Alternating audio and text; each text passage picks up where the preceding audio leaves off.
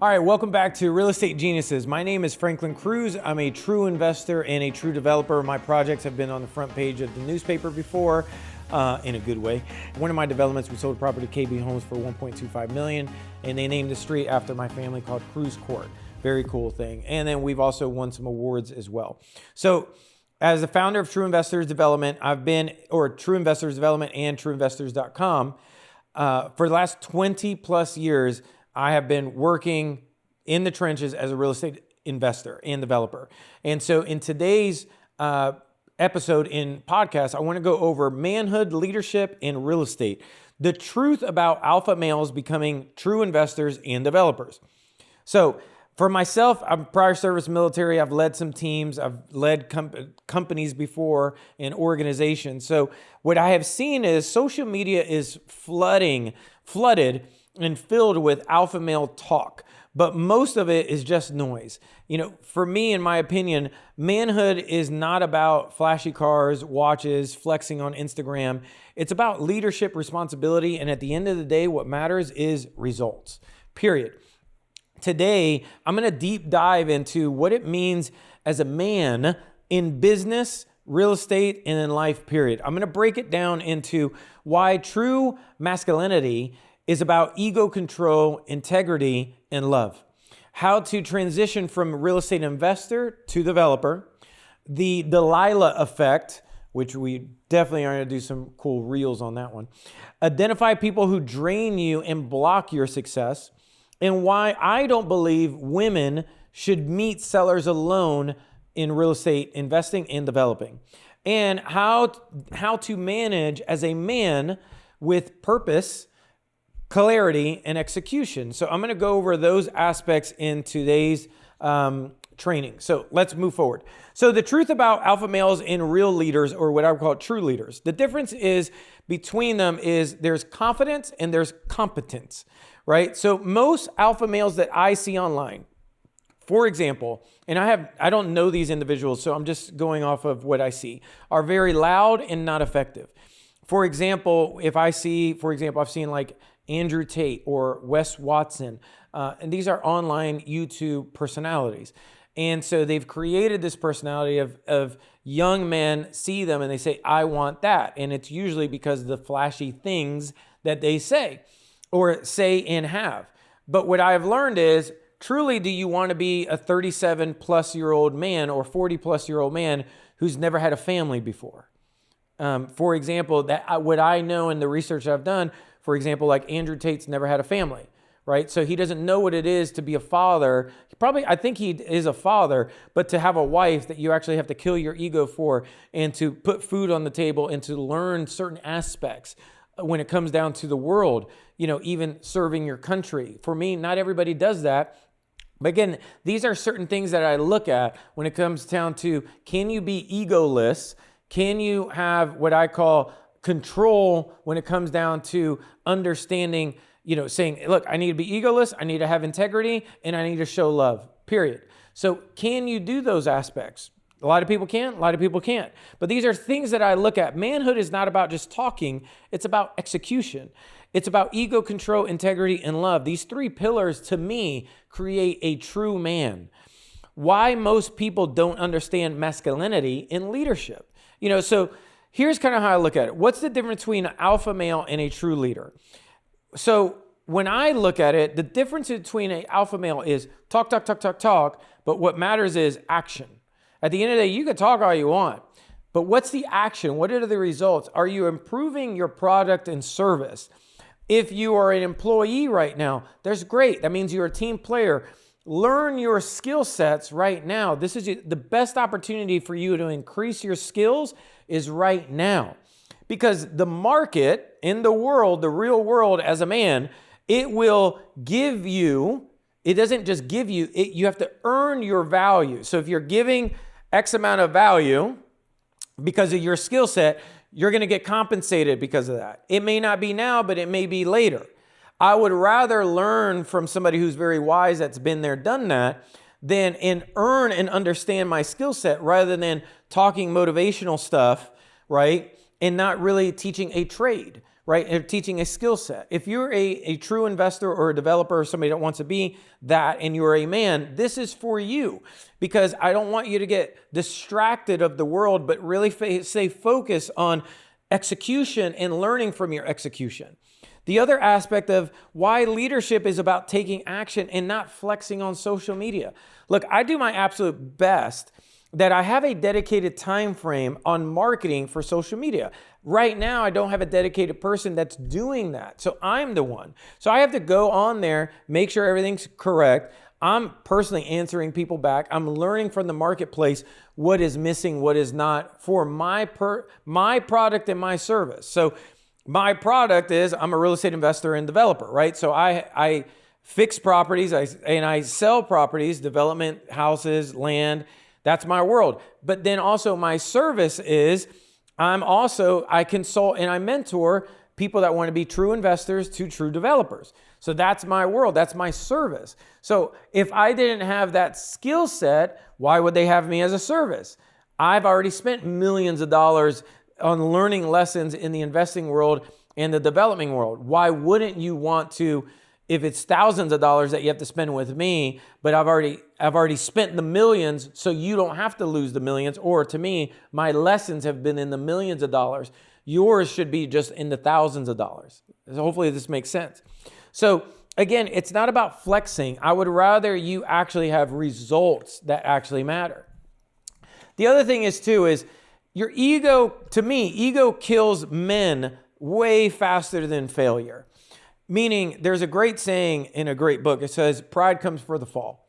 So if you have that pride, it's going to come before the fall. So you want to make sure that you put that in check. You want to make sure your ego is down, that you start understanding that you got to fall in love with delayed gratification. You've got to fall in love with that delayed gratification, because great things take time, period. Great things take time, and you just have to keep getting better daily. The reason why your income has not raised as a real estate investor or developer is because you're really just not that good. That's it. You're not there yet. That's it. Just keep getting better and look at yourself and say, look, I've got to get better. Where can I get better? Period. There's the mind, I would say. Then there's the difference. There's a man's mind, right? Man's brain, and woman's brain. There's a great pastor online that had this, right? He talked about the men's brain and the woman's brain. You know, the man's brain is like in little boxes and compartmentalized, and every brain, you have these compartments. And every man's brain, you have what they call a nothing box, right? And so in that nothing box, women don't understand the nothing box because they have a mesh of wire in their brain. Their brain is like a big thing of wire. Everything is connected to everything. So for a man, it's like, what's our favorite place to be? Sometimes it's just the nothing box. So a woman is like, hey, what are you doing? It's like, nothing. And you're like, what? You don't even understand that. But that's how we're wired. So why does this matter in business relationship or in real estate, in the development world and investing? So it's understanding that, look, sometimes as a man, you're struggling with communication and your emotions. As an investor and developer, you're going to have to get better at communication and your emotions, period. So you've got to understand, like if I'm working on a development deal right now on a property, I got a 130 acre parcel that I'm working on off of Polk Parkway, right?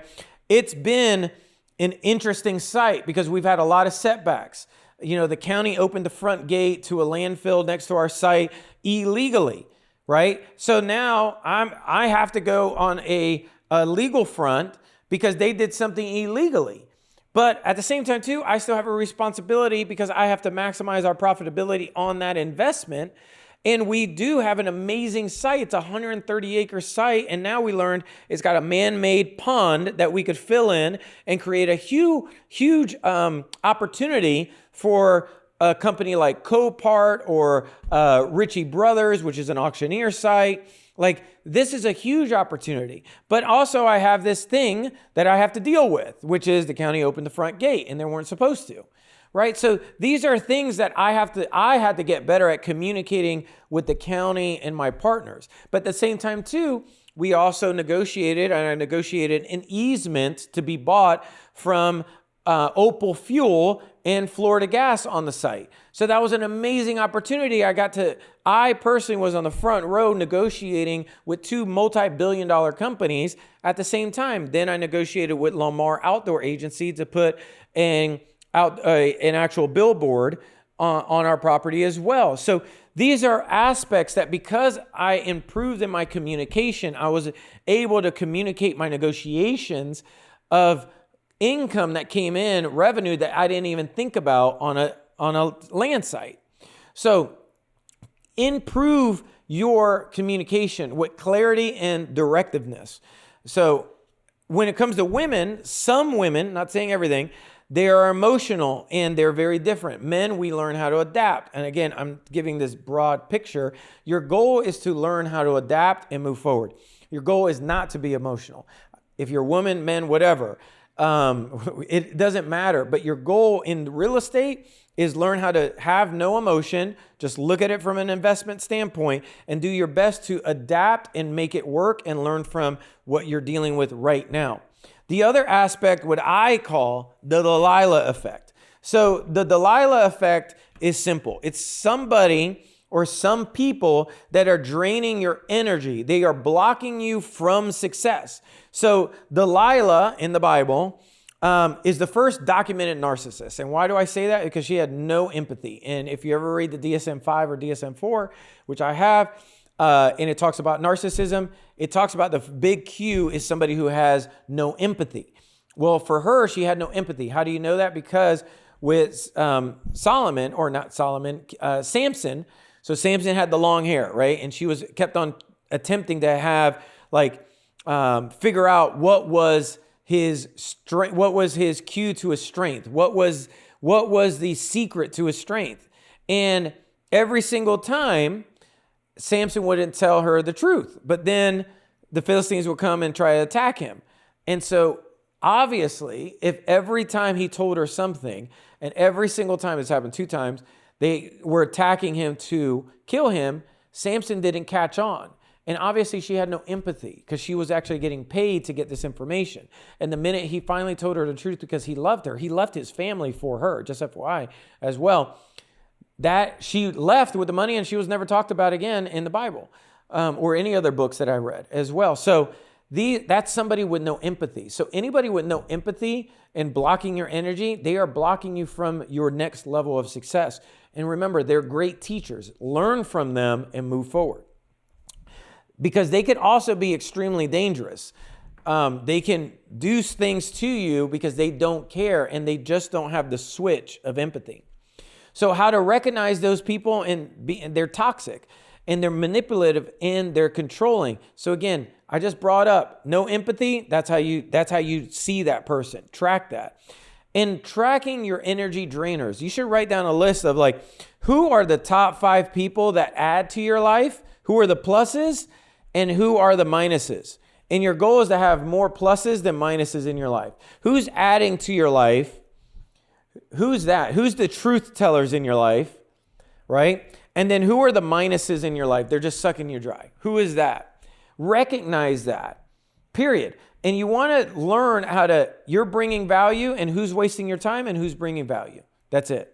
The other aspect of it as well is if you're in this type of relationship, and even if you have kids or whatnot, you just need to understand, look, this is what you're dealing with. If you're dealing with somebody with no empathy, if you're dealing with people that are draining you as a real estate investor and developer, you're going to have to make, the decision to move forward a different direction.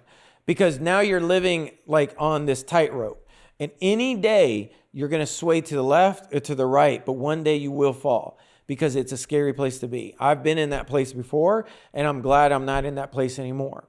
So I would say this, if you're an investor or a developer and you want to transition to the development side and you want to start taking control of your financial future and really make things happen, do me a favor, go to trueinvestors.com right now. Also, we help investors scale their real estate investing business. We give advanced knowledge on, advanced real estate techniques, how to maximize your profitability, maximize value for the community. and actually do really great work for long-term wealth for yourself. Again, trueinvestors.com. Again, also, if you're a property seller and you're looking to sell your property, go to trueinvestors.com as well. We have something for you. So we're going to keep on moving forward. So the real dangers of meeting with sellers, and this is why I personally don't recommend any women, I have a strong opinion about this, is because I've been in situations that I believe that, you know, the truth of the matter is, what they don't talk about is real estate investing is not a safe game. When you're meeting sellers, you don't know them. Okay, you don't know them, and you don't know their background. You don't know what they're capable of. It's not like you're doing a background check before you meet somebody, right? So really look at this and take this serious. If you're a woman listening to this and you want to be a true investor and true developer, don't go alone ever to a seller appointment. The best deals are also with sellers, but you're going to have to really understand. I'm glad of my physical stature that I'm 200 pounds, almost 6 foot tall, 5'11", and so. I have military training. I would learn, I train in jiu-jitsu and certain things. So I have confidence in any situation. At least I can calm the situation down. If I was 100 pounds, 5 foot tall, I think it would be different, right? And so real estate investing is dangerous, period. On construction sites, meeting with sellers, that's just the world. There's multiple situations, again, that my training came into play and escalated it down. It's a numbers game. It's going to happen. So again, remember, the best deals are interacting with sellers. So just be careful. So again, never meet with a seller alone, especially if it's in a distressed property. Don't want to take the risk. How to assess an area before you even enter it. Assess where your exits are before you enter it. Use kind of military strategies, or think like, if I was in the military, is this environment safe or not? Read the room, read the area, read when you get out of the car, what's going on? Do you have something on you? Really think about it, even if you're a man as well. How to communicate with sellers and de-escalate a risk. You want to communicate, you want to hear them out, you want to see what's going on. Tell them to come outside if necessary. If you don't feel safe, don't go inside. How women investors should do, what they should do to me is protect themselves and make sure they're protected. So, this is one huge aspect I wanted to bring up, because I see this in the real estate world and I don't really see anybody addressing it. So that's why I want to address it here. So also, how do you transition from real estate investor to true developer? So most investors, they stick to flipping houses, and because they don't understand development, they don't get into it. The mindset shifts from small deals to controlling land to larger projects. When you know it's possible, and it is possible, okay, it is possible, the world opens up to you. But you still have to learn critical skills to transition. So you have to understand, it's not about chasing the short-term deals. You have to start thinking long-term. Development is a long play. It's not short, right? A development deal typically can take anywhere from 6 months, a year, to 3 years plus. Okay, that's just the way it goes. It takes a long time to get approvals and entitlements on larger projects. You have to make sure the numbers are going to make sense. 1 year can change your impact fees dramatically. That doesn't make the numbers work. Period. That's just the way it is.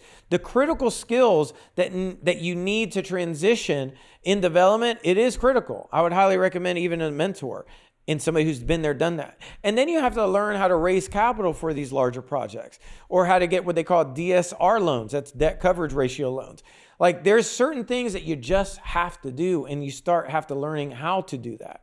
So that is the thought process of transitioning from true investor to true developer. And then the last thing I'll bring up is the reality of being a man in today's world is this. Look, if you want to be a true investor or true developer and you're a man, I'm talking to you. Men, you don't need luxury items to make, or of any kind of excuses at all. All that matters is results and defining those results. That's it. Just make things happen, learn from the lessons that you're learning, or other people call it mistakes, and keep moving forward. When you have to make a decision based upon logic, not emotions.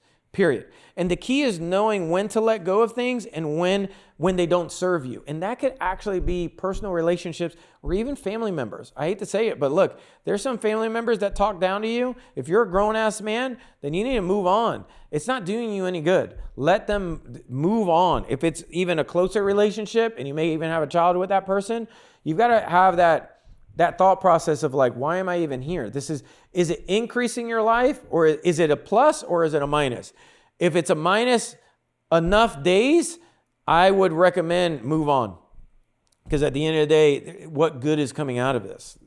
So there's the power of discipline and consistency. For men and women, stay disciplined and have the consistency. Keep moving forward.